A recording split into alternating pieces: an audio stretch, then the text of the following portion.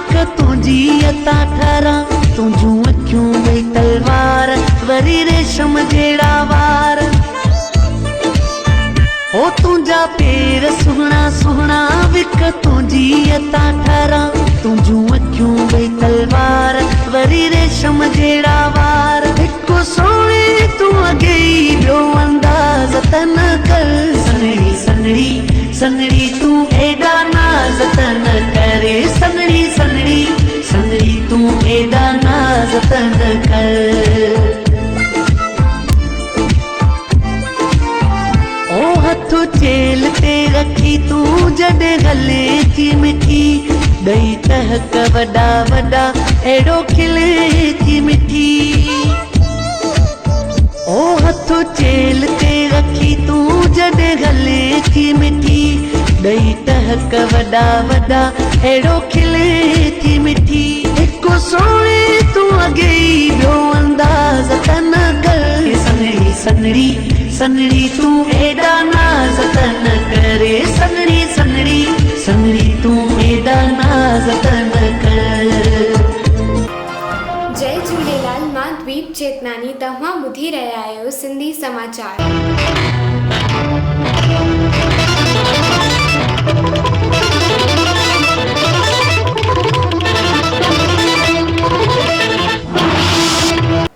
मुंबईअ जा जवान कच्छ में अची पंहिंजे अबनि ॾाॾनि जी खेती ऐं ॿनियूं संभालियूं।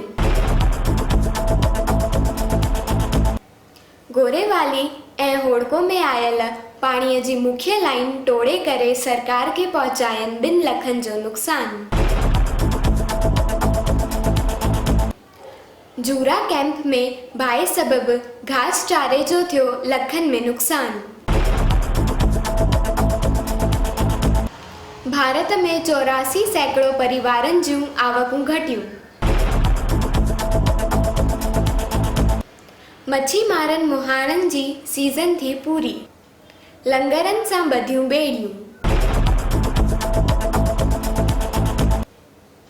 भारत खे आत्मनिर्भर बणाइण लाइ नाणाकीय मंत्री निर्मला सीतारमण चयो, तव्हां खणो लोन, गारंटी खणंदी सरकार।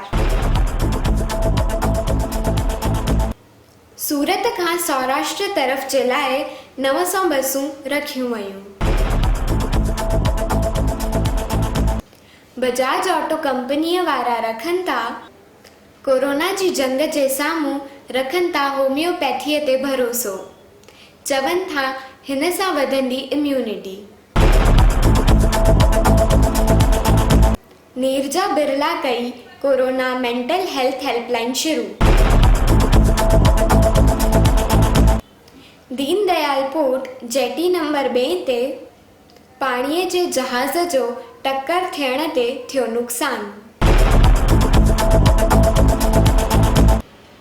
अफ़गानिस्तान में मैटरनिटी हॉस्पिटल ते थियो आतंकी हुमिलो।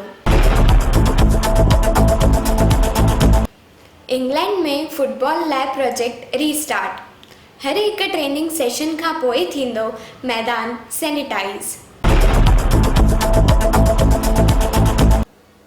केंद्रीय पुलिस बल जी कैंटीन में 1 जून खां सिर्फ़ हूंदो स्वदेशी प्रोडक्ट्स, चयो गृह मंत्री अमित शाह। आम माण्हुनि जे लाइ पिण इन ॻाल्हि जी कई अपील। भारत में कोरोना जा कुल मरीज़ 78,003, मौत 2549 ऐं 26,200 थिया रिकवर। कंडला में 42.4 डिग्री गरम रहियो तापमान। ॿुधो काजल गेवाणीअ जे वाता भगत कंवरराम जी कहाणी। संत कंवरराम सिंध जो मशहूर भगत हो। हुन जे पिता जो नालो ताराचंद ऐं माता जो नालो तीरथ बाई हो।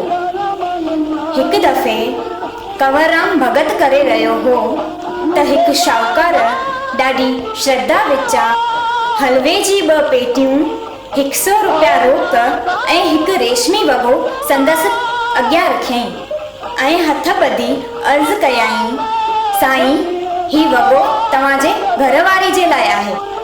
भगत साहिब उहे शयूं हिकु पासे करे रखियूं ऐं भगत विझंदो रहियो। कुझु वक़्तु बैदि ॿुधंदड़नि में उते ई हलवो विराए छॾियईं। संदसि पाड़े में हिकु ग़रीब माई रहंदी हुई जंहिंजे धीअ जी शादी थियणी हुई।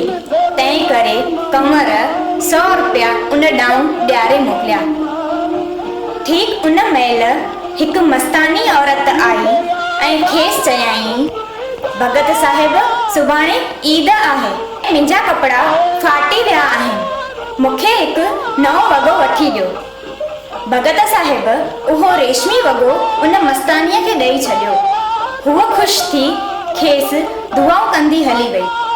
अहिड़ो हो असांजो निर्मोही भगत कंवरराम। हिंदू मुस्लिम सिख ईसाई सभिनीनि खे मुंहिंजो नमस्ते, सलाम, सत श्री अकाल। गर्मियुनि जी वेकेशन में घर में रहो, सुरक्षित रहो ऐं स्वस्थ रहो।